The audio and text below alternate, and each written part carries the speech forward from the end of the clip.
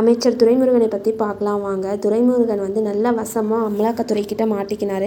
அவர் என்ன நினைக்கிறாருன்னா, அவரோட வயசு வந்து 85 ஆகுது. 85 வயசில் போய் எப்படி சிறையில் இருக்கிறது அப்படின்னு சொல்லிட்டு அவர் நினைக்கிறாரு. அவர் வந்து இப்போ அப்போலோ ஹாஸ்பிட்டலில் அட்மிட் ஆகிருக்காருன்னா அதுக்கு காரணமே வந்து சிறைக்கு போகிறதுக்கு விருப்பம் இல்லாமல் தான் அப்போலோ ஹாஸ்பிட்டலில் வந்து அட்மிட் ஆகிருக்காரு. துரைமுருகன் தான் திமுகவில் ஒரு மூத்த அமைச்சராக இருந்துட்டு வந்தாங்க. கருணாநிதிக்கு அடுத்த பலமாக இருந்தது துரைமுருகன் தான். அவரோட வயசு வந்து இப்போ 85 ஆகுது. அவர் வந்து என்ன நினைக்கிறாருன்னா, இத்தனை நாள் திமுகவில் யாருமே அசைக்க முடியாது.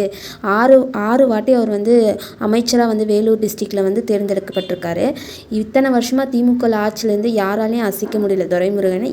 அவரே எதிர்பார்க்கல இந்த மாதிரி வந்து அமலாக்கத்துறை வருவாங்க, அமலாக்கத்துறை வந்து இந்த மாதிரியெல்லாம் நடக்கும் அப்படின்னு சொல்லிட்டு ஒரு நாளும் துரைமுருகன் வந்து திங்க் கூட பண்ணியிருக்க மாட்டாங்க. ஏன்னா திமுக ஆட்சியில் இருந்தால் யாருமே எதுவும் பண்ண மாட்டாங்க. ஏன்னா திமுக ஆட்சியில் இருக்கல எவ்வளோ வேணாலே அவங்க கொள்ளடிக்கிற முடிஞ்சவளோ அவங்க கொள்ளடிச்சிட்டு போயிட்டே தான் இருந்திருக்காங்க. 10 வருஷமாக திமுக ஆட்சி வந்து இல்லாமல் இருந்துச்சு. 10 வருஷம் கழித்து வந்திருக்காங்க.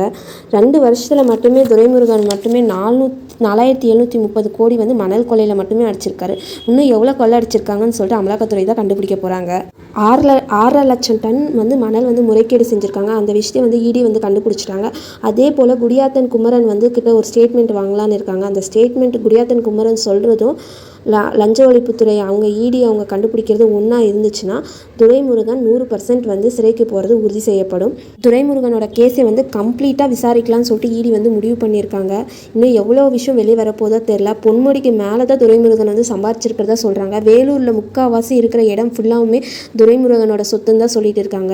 திமுகவினோட மூத்த அமைச்சராக இருந்துட்டு இவ்வளோ கொள்ளடிச்சிருக்காங்களே, மக்கள் எல்லாம் ரொம்ப திமுக ஆட்சி மேலே ரொம்ப வெறுப்படைஞ்சிருக்காங்க. துரைமுருகனுக்கும் கண்டிப்பாக தண்டனை கிடைக்கணும்னு சொல்லிட்டு அரசியல் வட்டாரத்துலேயும் மக்களால் வந்து பரபரப்பாக வந்து பேசப்பட்டு வருது. மக்கள் மற்றும் அரசியல் வட்டாரத்துலலாம் என்ன பேசிகிட்டு இருக்காங்கன்னா, துரைமுருகன் எத்தனை நாள் ஹாஸ்பிட்டல்லே இருந்து ட்ராமா பண்ண முடியும், அவங்க வந்து எப்படியா இருந்தாலும் ஹாஸ்பிட்டலை விட்டு வெளியே வந்து தான் ஆகணும், துரைமுருகன் வந்து 100% வந்து அமலாக்கத்துறைக்கிட்ட மாட்ட போகிறது உறுதி தான் அப்படின்னு சொல்லிட்டு மக்கள் எல்லாம் பேசப்பட்டிருக்காங்க. அதே போல் அமைச்சர்கள், முக்கிய அமைச்சர்கள், எதிர்கட்சியிலலாம் அந்த மாதிரி பேசிட்டு வராங்க.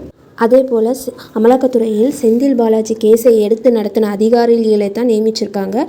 துரைமுருகன் கேஸை எடுத்து நடத்துறதுக்காக அவங்க வந்து தீவிரமாக விசாரணை பண்ணுறதுல இறங்கியிருக்காங்க. இன்னும் நிறைய விஷயம் துரைமுருகனை பற்றி தெரிய வரும். மேலும் உங்களுக்கு அரசியல் சம்மந்தப்பட்ட செய்திகள் தேவை என்றால் இந்த சேனலை வந்து சப்ஸ்கிரைப் செய்து கொள்ளுங்கள்.